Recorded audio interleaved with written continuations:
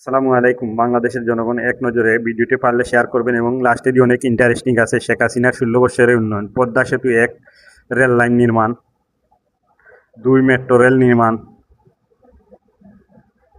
৩ elephant express root. আপনারা শেষ পর্যন্ত থাকবেন, পুরো ভিডিওটি দেখতে থাকেন। ৪ টার্মিনাল, ৫ হাতিরঝিল প্রকল্প নির্মাণ,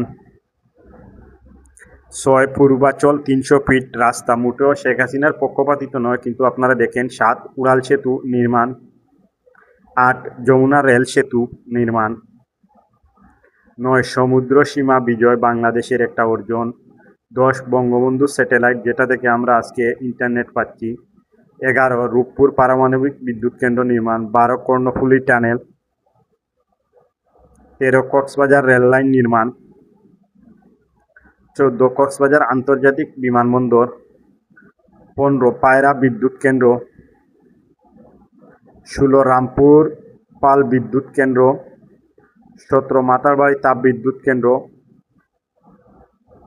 ১৯ পায়রা সমুদ্র বন্দর নির্মাণ। যাই হোক, শেখ হাসিনার সেই ১৬ বৎসরের উন্নয়ন প্রকল্প এক নজরে। এখন দিরাই রাস্তা সুনামগঞ্জ মেডিকেল কলেজের সামনে আছি। ছাত্ররা আজকে লাগাতার নবম দিনের মতো আন্দোলন চালিয়ে আজকেও যাচ্ছে। তাদের দাবি দেওয়া এই সবগুলা দেখানোর মানে হলো কি, শেখ হাসিনা যে ১৬ বছর কাজগুলা করেছে তার মধ্যে এটা জনমানুষের চাওয়া এবং পুরা সুনামগঞ্জবাসীর চাওয়া। পারলে সবাই ভিডিওটা শেয়ার করে দেবেন মাননীয় প্রধানমন্ত্রী বরাবর, যেটা একদম খোলা অনলাইনের জগতে।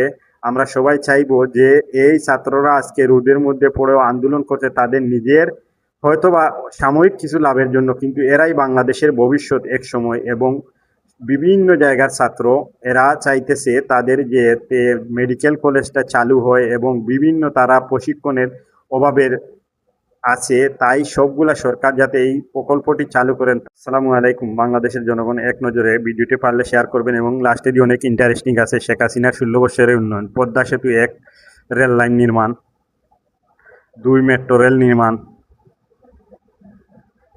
৩ এলিফ্যান্ট এক্সপ্রেস রুট। আপনারা শেষ পর্যন্ত থাকবেন, পুরো ভিডিওটি দেখতে থাকেন। ৪ টার্মিনাল, ৫ হাতিরঝিল প্রকল্প নির্মাণ,